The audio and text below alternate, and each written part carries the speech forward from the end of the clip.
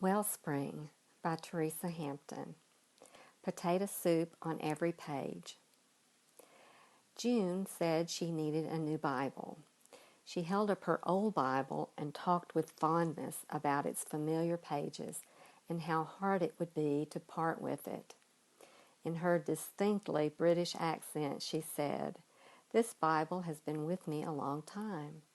Why, it has had potato soup on every page and still survived." She began to explain. The homemade potato soup was for a potluck. It would go perfectly in her new crock pot, one with a secure travel lid. Guaranteed, no leaks, no spills.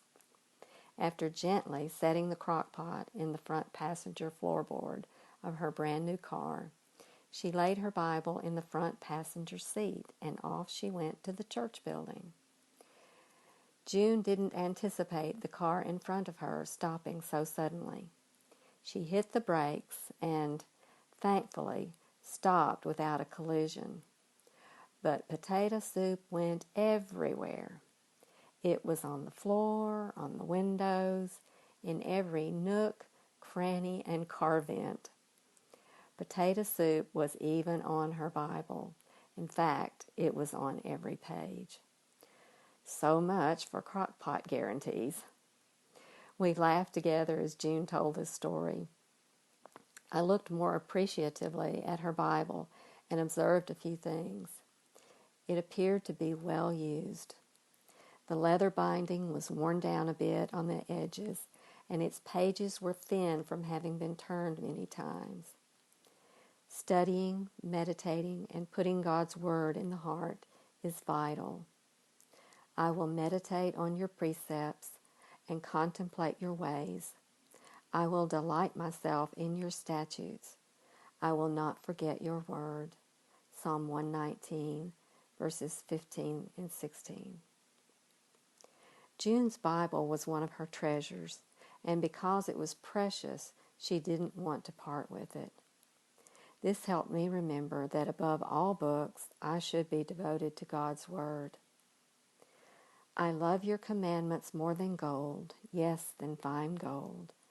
Psalm 119, verse 127. June's Bible had seen better days, but it was still in rather good condition, especially having survived the potato soup.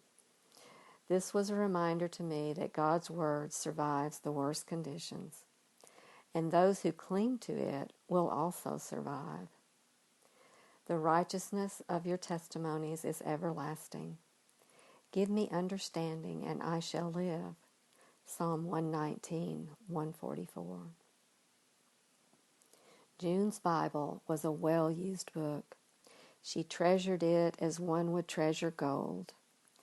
And her Bible had not only stood the test of time, it had survived potato soup on every page. Her Bible was actually quite a testimony to its user, and a testimony to the book. Today's verse: your testimonies are wonderful, therefore my soul keeps them. The entrance of your word gives light. It gives understanding to the simple. Psalm 119, verses 129 and 130.